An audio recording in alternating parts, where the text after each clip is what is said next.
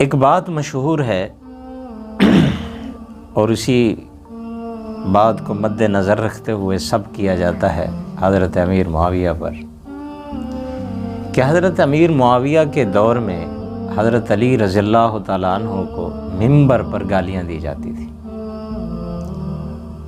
اور یہ بات کتنا حقیقت ہے آج ہم اسی بات کا خلاصہ کرنے جا رہے ہیں۔ تاریخ کے جو بڑے مصنف ہیں، طبقات ابن سعد، اسی طرح بدایہ و نہایہ، اسی طرح کامل ابن اسیر، علامہ طبری، اب اس روایت کو ان چاروں نے بیان کیا ہے، اسی روایت کو کہ حضرت علی رضی اللہ تعالیٰ عنہ کے بارے میں حضرت امیر معاویہ کے دور میں عمال مقرر کیے گئے تھے، مسجدوں کے خطیبوں کو، اماموں کو، خطیبوں کو یہ زبردستی کی جاتی تھی کہ آپ اپنے منبر پر کیا کریں گے؟ سب علی کریں گے، مولا علی کی شان میں گستاخیاں کریں گے۔ ان چار مصنفین نے اپنی اپنی کتب کے اندر اس روایت کو کیا دی ہے؟ جگہ دی ہے۔ طبقات ابن سعد اور بدایہ و نہایہ والے نے تو نام ہی نہیں لکھا کہ یہ روایت کہاں سے آئی ہے، انہوں نے روایت تو نقل کی ہے لیکن راویوں کو پیچھے بیان نہیں کیا۔ ابن کثیر اور علامہ طبری نے راوی کا نام بھی لکھا ہے، انہوں نے راوی کا جو مرکزی راوی ہے، جس سے بات یہ کہیں کہ وہ پیچھے اس سے سننے والا کوئی نہیں ہے، وہ یہ نہیں کہتا کہ میں نے کسی سے یہ بات سنی ہے، بلکہ سارے کہتے ہیں ہم نے کس سے بات سنی ہے؟ ابی مخنف سے سنی ہے، کیونکہ اس کا سب سے پہلے، جس طرح کہیں گے موقع کا گواہ، جس طرح سب سے پہلے جس نے یہ بات بیان کی ہے وہ ابی مخنف ہے۔ وہ کون ہے؟ ابی مخنف۔ ابی مخنف سے پیچھے کوئی نہیں ہے کہ ابی مخنف کہے کہ سمعت تو میں نے فلاں سے سنا، نہیں، وہ خود کہتا ہے رأیت، میں نے دیکھا، یہ نہیں کہتا سمعت فلانن کہ میں نے یہ بات فلانے سے سنی ہے، وہ سمعت سے بات نہیں کہتا بلکہ باقی سب کہتے ہیں سمعت ابی مخنف، کہ ہم نے یہ بات کس سے سنی ہے؟ ابی مخنف سے سنی ہے۔ ابی مخنف، ابو مخنف اس کا نام ہے لوط بن یحییٰ، لوط بن یحییٰ اس کی کنیت بھی ہے، بعض کہتے ہیں ابن یحییٰ اس کا نام ہے۔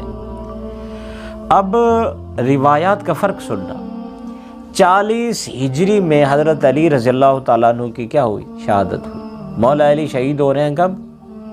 40 ہجری کو۔ حضرت امیر معاویہ کی وفات ہو رہی ہے کب؟ 60 ہجری کو۔ اب جرح، علم و رجال اور جرح اور تعدیل کی جتنی بھی کتابیں ہیں، انہوں نے لکھا ہے یہ لوط بن یحییٰ کی ولادت جو ہے یہ 58 ہجری کو ہوئی ہے۔ کچھ ایسے بھی ہیں جو کہتے ہیں اس کی جو ولادت ہے لوط بن یحییٰ، جو مرکزی راوی ہے، ہم اس کی بات کر رہے ہیں، اس کی ولادت ہوئی ہے 60 ہجری میں۔ اب خود دیکھ لیں، چلو ہم 58 ہجری مان لیتے ہیں، 58 ہجری میں یہ پیدا ہوئے ہیں، جب حضرت امیر معاویہ کی وفات ہوئی یہ کتنے سال کے بچے تھے؟ 2 سال کے بچے تھے۔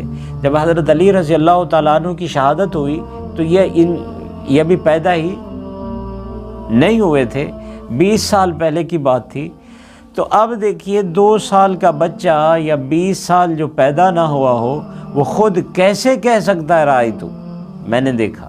اس کا مطلب ہے اس زمانے کے جو راوی تھے وہ اس واقعے کو کوئی بیان کرنے والا نہیں ہے کہ اس طرح کا کوئی بھی واقعہ ہوا، کوئی راوی بیان کرنے والا نہیں ہے سوائے 2 سال کے بچے کے۔ اب یہ 2 سال کا ہے، اس سے تو ممکن نہیں ہے نا اس نے سنا ہو۔ اگر اس سے کسی نے روایت بیان کی ہے، اس نے اپنے کسی شیخ کا نام نہیں لکھا، بلکہ باقی اگلے زمانے کے لوگ سارے ابی مخنف سے روایت لیتے ہیں کہ اس طرح کا واقعہ ہوا، ہم نے کس سے سنا؟ لوط بن یحییٰ سے سنا۔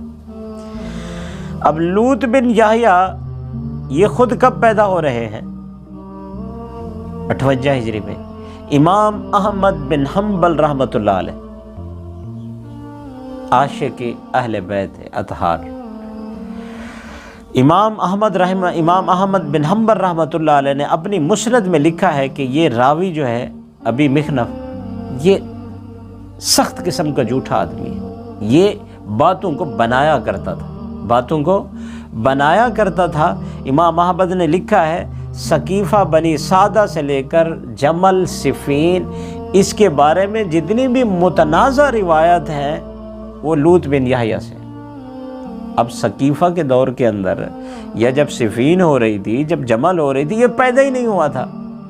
اب یہ خود یہ واقعات کو گھڑ کر بیان کرتا ہے۔ مصنف اور بعد کے مورخین جو بعد میں آنے والے تھے، انہوں نے اسی سے روایتیں لے کر اپنی کتابوں میں کیا لکھی ہیں، جمع کر دی ہیں۔ یہ سخت قسم کا جھوٹا آدمی ہے۔ ایسی کوئی بھی روایت جہان میں موجود نہیں ہے جو صحیح ہو اور موقع کا گواہ ہو۔ خود وہ اس دور کے اندر، دیکھیے روایت لینے کا ایک اصول ہوتا ہے۔ جو راوی روایت بیان کر رہا ہے نا، سب سے پہلے ہم دیکھیں گے اس نے وہ زمانہ پایا جس زمانے کی یہ بات بتا رہا ہے، اس زمانے میں یہ موجود تھا۔ اب جس آدمی کے بارے میں یہ بات کہہ رہا ہے کہ میں نے فلاں سے بات لی ہے یا میں نے فلاں سے سنی ہے، اس آدمی سے ملاقات ہے۔